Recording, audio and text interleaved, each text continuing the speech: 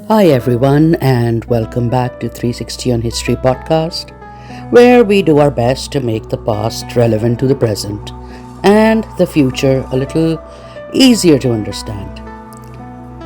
Today, we are looking at something a bit different. It's not about emperors and wars or lost cities, it's not about fantastic women, it's about something we walk on, build with, and depend on every day: concrete. But not just any concrete, we are talking about Roman concrete, a material that has lasted nearly 2000 years and still holds strong. And the surprising part? It may have something to teach us right now as we try to build more sustainably and reduce our carbon footprint. The Roman Empire was vast and endured for over 1,000 years. The Romans left behind a lasting legacy, not least their construction. So, let's talk about that. Let's start with a simple question. What building do you know that's nearly 2 millennia old and still in use? The Pantheon in Rome might be the best example. Built around 125 AD, it is famous for its massive concrete dome, the largest unreinforced one in the world. No steel bars, no modern machinery, just concrete, placed by hand. What's even more impressive is that the Pantheon is still open to the public. No major structural repairs. It's basically doing the job it was built to do after 1900 years. So, how did the Romans manage that? Were they just lucky? No, not at all. They were thinking long term. Roman builders weren't trying to impress with novelty, they were building for permanence. So, what was in Roman concrete? At the heart of it was their special concrete mix. They used a binder material made from volcanic ash called pozzolana, mixed with lime, which comes from heating limestone, and water. When this blend came together, it formed a strong, stable, stone like material that just got better with time. But in 2023, a group led by researchers at MIT made a fascinating discovery that helped explain something we didn't fully understand before. The team found that Roman builders probably used quicklime. Now, this is lime that hasn't been slaked with water and threw it straight into the mix. When that quicklime reacted with water, it created intense heat, a process called hot mixing. This caused small white chunks of lime called lime clasts to form inside the concrete. At first, these chunks looked like flaws, but then they turned out to be incredibly useful. When a crack appears in the concrete and water gets in, it dissolves the lime clasts. Then, as the calcium rich water dries, it leaves behind calcium carbonate, the same stuff that you find in limestone.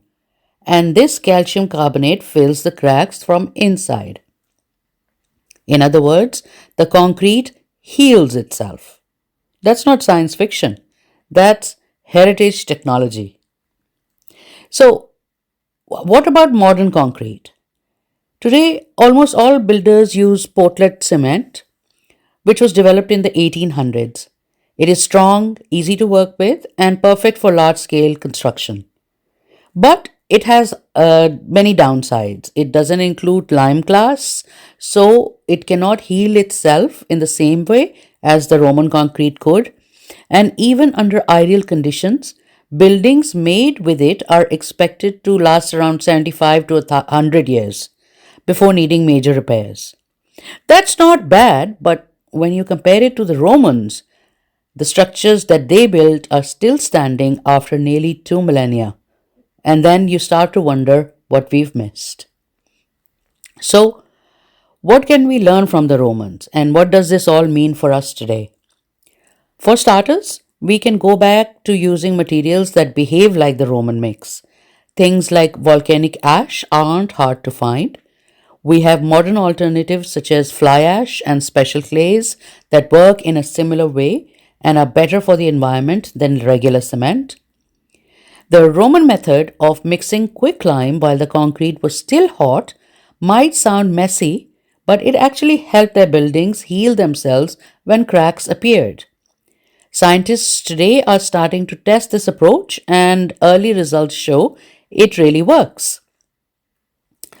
And then there is the way they treated the concrete once it was in place. The Romans took care during the first few days, keeping the concrete damp so it could strengthen properly. That kind of attention can make modern concrete last much longer too. Even simple things like not using too much water in the mix made a big difference.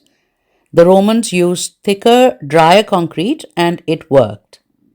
We can do the same with the help of modern tools.